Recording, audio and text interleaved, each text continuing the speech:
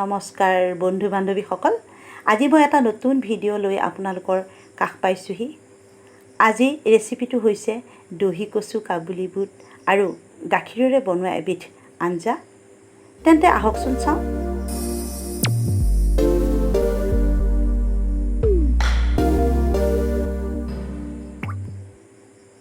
তাৰ বাবে ললো মই তিনিডাল দহি কচু সৰুকে টুকুৰা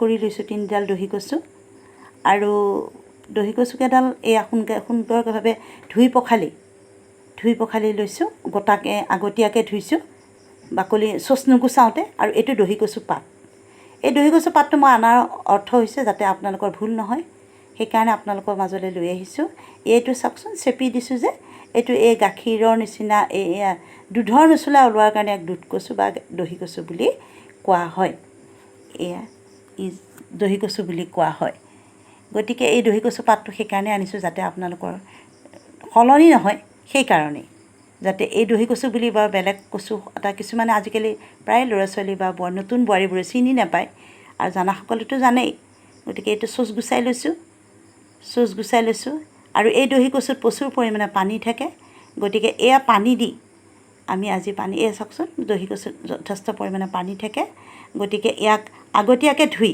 এয়া সস গুচাই লৈছো আগতীয়াকে ধুই লৈছো ইয়াৰ পাছতে মই আৰু এয়া গুছোৱাৰ পাছতে নুধুম গতিকে সেই কাৰণে মই নিমখ পানী দি চৰিয়াত আপোনালোকক বাৰম্বাৰ কৈছো ইয়াত পতংগ বহুতে থাকে গতিকে ভালকে ধুই ল'ব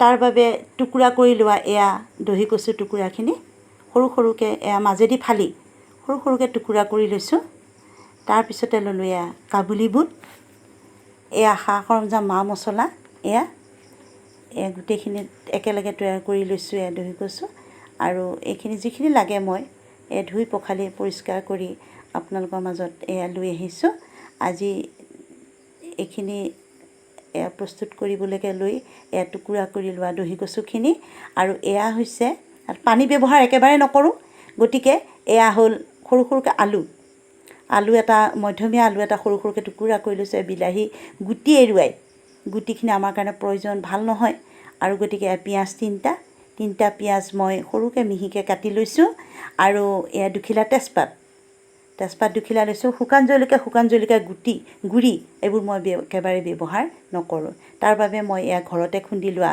মা মছলা আৰু এইকেইটা হ'ল কাবুলি বুট কেইটা একাপ কাবুলি বুট মই 3 ঘণ্টা মান আগতে তিয়াই থৈছো আপোনালোকে তেনেকৈ তিয়াই থব আৰু ভালকে মোহাৰি ধুই লৈছো কাবুলি বুট কেইটা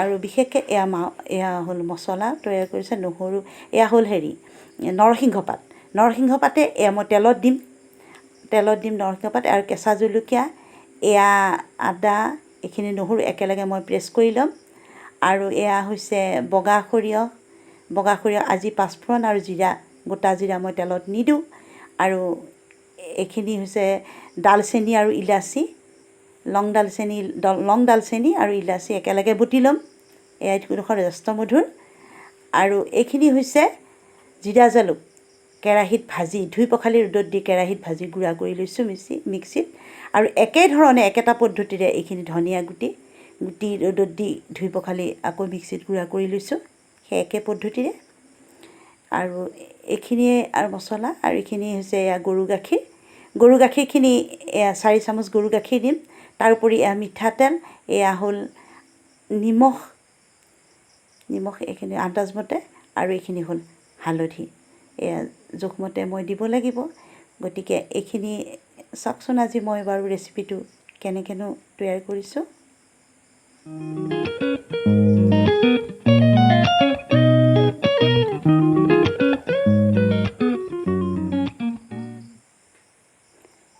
এই কেৰাহীটো এতিয়া গেছটো অন কৰি মই কেৰাহীটো বহাই দিছো কেৰাহীখন বহাই দি ইয়াত এয়া কেৰাহীখন বহাই দিছো আৰু এতিয়া মই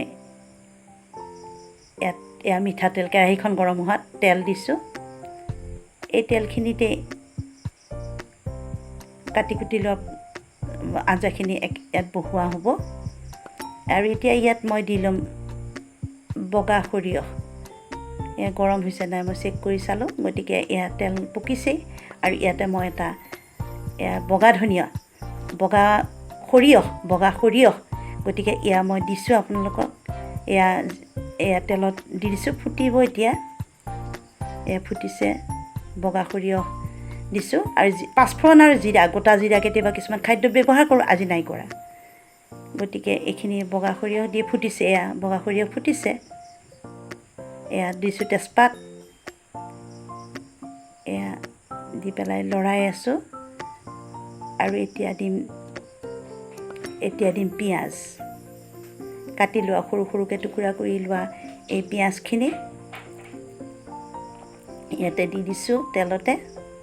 দি উঠি এয়া অকণমান লৰাই দিম।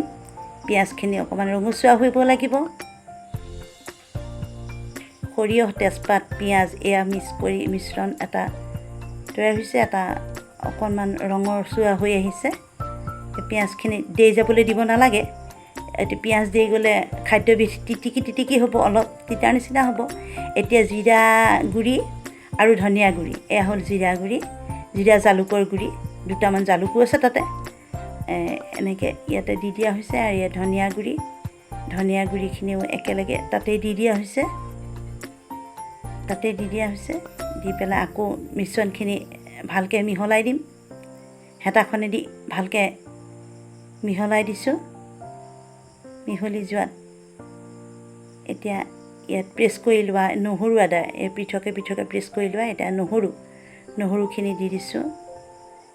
এয়া তাৰপিছতে আদাখিনি দি দিছোঁ। এয়া একেবাৰে মিক্সিত গুড়া কৰি লোৱা নাই, আদা নহৰু অকণমান থেতালি ল'ব লাগে। খুন্দনাত অলপমান থেতালি লৈছোঁ। তাৰ উপৰি নৰসিংহ পাতটো এয়া দি দিছোঁ। এই নৰসিংহ পাতেদি এইখিনি পেষ্টটো একেবাৰে কেৰাহীত সুন্দৰ এটা গোন্ধ আহিছে। এটা সুন্দৰ গোন্ধ এটা আহিছে। তেতিয়া কাবুলী বুটখিনি ধুই লৈছোঁ মই।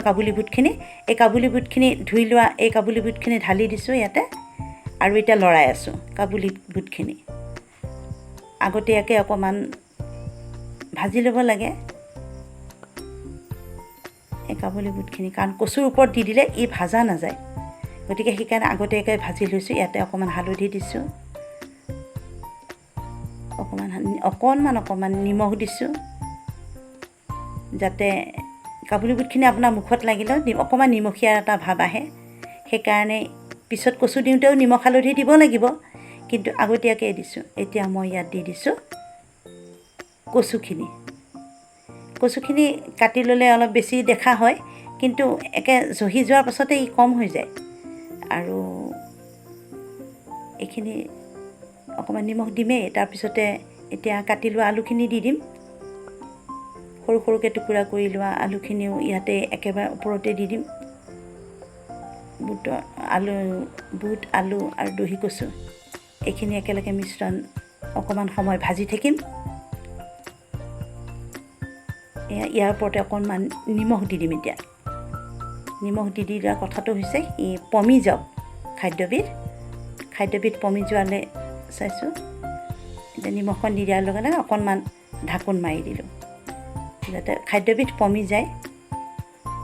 সেইকাৰণে ইয়াক এনেকৈ দিছোঁ। এতিয়া অকণমান ভালকৈ ঢাকোনখন খুলি অকণমান ভালকৈ লৰাই দিছোঁ, যাতে এয়া মিশ্ৰণখিনি একে লগ হয়, যাতে তলৰ কাবুলী বুটে মা মছলাখিনি ওপৰলৈ উঠক। এতিয়া ভালকৈ লৰাই দিয়া হৈছে। অকণমান আগতেই নিমখ দিছিলোঁ, এতিয়া পিছত এবাৰ লৰাই উঠি অকণমান হালধিটো এতিয়া মন কৰিব, কাৰণ বস্তুটো খাদ্যবিধ হ'ল পমি যাব। গতিকে যাতে আপোনাৰ নিমখ হালধি বেছি নহয়, কমাই দিব। একেখিনি হৈ নাথাকে। আৰু ইয়াতে প্ৰচুৰ পৰিমাণে পানী থাকে। এতিয়া ঢাকোন মাৰি দিছোঁ। প্ৰচুৰ পৰিমাণে পানী থকাৰ কাৰণে এই খাদ্যবিধ আমাৰ মহিলাসকলৰ কাৰণে অতি উৎকৃষ্ট। এতিয়া ঢাকোনখন খুলি দিছোঁ দি উঠি আকৌ এবাৰ ভালকৈ লৰাই দিম এতিয়া কেঁচা জলকীয়াকেইটা ওপৰত দি দিছোঁ আপুনি আন্দাজমতে আপুনি যদি বেছি জলকীয়া খায় কেইটামান ভাল পকা জলকীয়াও দি দিব আৰু কম জলকীয়া খোৱা মানুহে কমাই দিব এইটো আপোনাৰ সোৱাদ মতে গতিকে এইখিনি ভালকৈ লৰাই দিছোঁ এয়া প্ৰায় ঢাকোন মাৰি ভাপত সিজাব লাগিব বিশেষকৈ পানী ব্যৱহাৰ ইয়াত একেবাৰে নকৰোঁ আৰু এতিয়া বিলাহীখিনি পকা বিলাহীখিনি কাটি থৈছিলে দুটা পকা বিলাহী এইখিনি অকণমান ডাঙৰ ধৰণৰ বিলাহীকেইটা আছিলে তাতে এয়া লৰাই দিছোঁ বিলাহীকেইটা এয়া চাওক কেইবাবিধো ৰঙৰ খাদ্য প্ৰস্তুত হৈছে গতিকে কেইবাবিধো ৰং মানে কেইবাবিধো ভিটামিন কেইবাবিধো প্ৰ'টিন ইয়াত আছে এখন ভাজিতে আছে এতিয়া আমি খাদ্যবোৰ এনেকুৱাকৈ খাব লাগে গতিকে এতিয়া দি দিছোঁ এয়া লং ডালচেনি ইলাচিখিনি বটি থোৱা লং ডালচেনি ইলাচিখিনি ইয়াতে দি দিছোঁ দি আকৌ ভালকৈ লৰাই দিছোঁ এয়া লৰাই দি এই খাদ্যবিধ ভাল পালে আপুনি লাইক কৰক কমেণ্ট কৰক আৰু মোক উৎসাহ যোগাবলৈ আপোনালোকে ছাবস্ক্ৰাইব কৰক এতিয়া মই ঢাকোন দি দিছোঁ দি উঠি আৰু এই খাদ্যবিধ খাই কেনে পালে আপুনি মোক জনাব এতিয়া খাদ্যবিধ এয়া আকৌ লৰাই দিছোঁ এয়া ভাজিখন আকৌ লৰাই দিছোঁ লৰাই দি এয়া লৰাই দি ইয়াতে আকৌ এবিধ আমাৰ ইয়াতে আজি দিবলগীয়া খাদ্যবিধ হৈছে গৰু গাখীৰখিনি গতিকে ই সিজিব লাগিব অকণমান এয়া সিজোৱা এটা সুন্দৰ এটা ৰেচিপি তৈয়াৰ হৈছেই আৰু এয়া আলু সিজি গৈছে ইয়াতে এইখিনি সিজি যোৱাত এতিয়া আমি ইয়াত এয়া গাখীৰ 4 চামুচ গাখীৰ দি দিছোঁ এয়া সম্পূৰ্ণ হৈ যোৱাৰ পাছত 4 চামুচ গাখীৰ দি দিছোঁ দি পেলাই আকৌ লৰাই দিছোঁ খাই পেলাই কেনে পালে আপুনি কমেণ্ট বক্সত মোক জনাব বিশেষকৈ তেতিয়াহে মোৰ এটা ভাল লাগিব গতিকে আপুনি খাই পেলাই কেনে পালে আপোনাৰ বন্ধু বান্ধৱক আপুনি শ্বেয়াৰ কৰি দিব এতিয়া অকণমান 2 মিনিট সময় ঢাকোন মাৰি দিছোঁ এতিয়া লৰাই দিছোঁ আকৌ অকণ লৰাই দিছোঁ এয়া আমাৰ খাদ্য সম্পূৰ্ণ আঞ্জাখন হৈ গৈছে এয়া ধনিয়া দিনত আপুনি ধনিয়া দিব পাৰে মান ধনিয়াও দিব পাৰে এতিয়া এয়া লৰাই দিছোঁ এয়া লৰাই দি ভালকৈ আঞ্জাখন ঠিক হৈয়ে গৈছে এতিয়া মই পদুনা পাতকেইটা ইয়াৰ ওপৰতে দি দিম এয়া পদুনা পাত দি আমাৰ ধন্যবাদ Here's to the ones that we got. Cheers to the wish you were here but you're not. Cause the dreams bring back all the memories of everything we've been through.